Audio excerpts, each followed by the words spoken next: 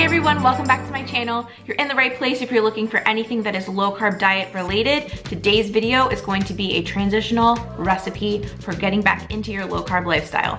Right now we're on a quarantine. You might not be eating as healthy as you want to be. You might not be eating as low carb as you want to be. This recipe will transition you back into eating low carb.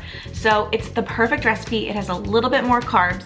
This one's gonna come in at 14 grams net carbs per serving. But trust me when I say, number one, it's delicious, and number two, it's very, very minimal ingredients, and they're healthy ingredients. This is a good recipe. We are gonna do sweet potato, eggs, and butter. And then for seasoning, I like to use salt, pepper, and garlic powder. That's all you're gonna need. So if you guys have that on hand, make this right now. If you're doing a grocery pickup, add sweet potatoes to your list because this is an amazing recipe. So if you guys like this one, give me a thumbs up. If you're not subscribed already, make sure you hit the red subscribe button down below. But let's get on into it. I wanna show you guys exactly how to make this. It's so delicious and so simple, only a couple of ingredients. Transitional recipe, let's get started. First thing you're gonna wanna do is peel your sweet potato and then you can discard the skin. Then using a vegetable peeler, you want to shave your sweet potato into ribbons. The thinner, the better.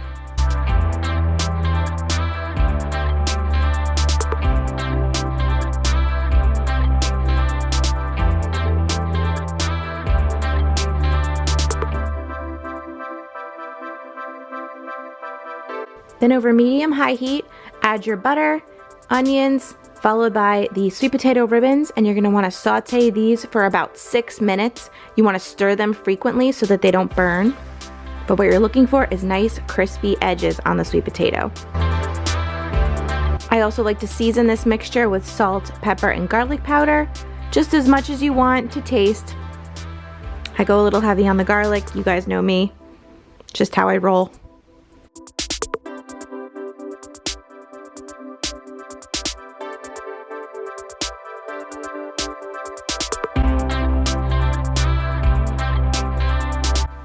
After 6 minutes, you're gonna wanna move the mixture to the edges of the pan and crack in your eggs very carefully not to break the yolks.